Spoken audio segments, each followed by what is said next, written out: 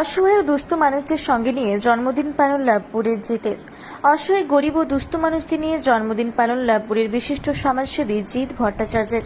লাভপুরের বিধায়ক ও বিশিষ্ট ব্যক্তিদের উদ্যোগে একটি স্বেচ্ছাসেবী সংস্থার মাধ্যমে লাভপুরে গরিব ও দুস্থ মানুষদের মুখে হাসি ফোটাতে এক মুঠো অন্নের মাধ্যমে খাওয়ানোর ব্যবস্থা করা হয়।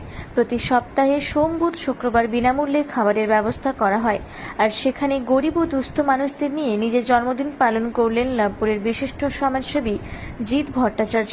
নিজের জন্মদিনের দিনটিকে অন্যভাবে পালন করার ভাবনাকে সাধুবাদ জানিয়েছে এলাকার বিশিষ্ট জনেরা।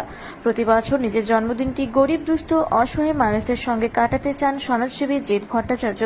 জন্মদিনে কেক কাটা থেকে শুরু করে গরিব, দুস্থ ও অসহায় মানুষদের দুপুরের খাবারের পুরো ব্যবস্থা করেন সমাজসেবী জিত ভট্টাচার্য। এক মুঠো অন্ন প্রকল্পের মাধ্যমে গরিব, দুস্থ, অসহায় মানুষদের মুখে কিছুটা হাসি ফোটাতেই এই উদ্যোগ বলে জানান জিত ভট্টাচার্য। এছাড়া উপস্থিত ছিলেন লাভপুরের বিশিষ্ট সমাজসেবী আব্দুল মান্নান সহ স্বেচ্ছাসেবী সংস্থার সদস্যরা। জিত ভট্টাচার্যের এই উদ্যোগকে কুর্নিশ জানিয়েছে বিশিষ্ট সমাজসেবী আব্দুল মান্নান সহ স্বেচ্ছাসেবী সংস্থার সদস্যরা। এক মুঠো অন্ন যে প্রকল্প, সেই এক মুঠো অন্ন প্রকল্পে দেখা গেল বিশিষ্ট সমাজসেবী হিসেবে জিতকে তার জন্মদিন পালন করতে। হঠাৎ এই এক মুঠো অন্নতে কেন জন্মদিন পালন?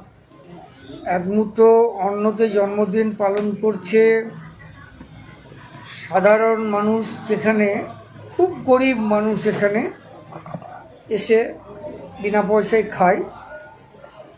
এক মুঠো অন্নতে কোনো জাতিভেদ নাই, সর্ব সম্প্রদায়ের মানুষ এসে এখানে খায়।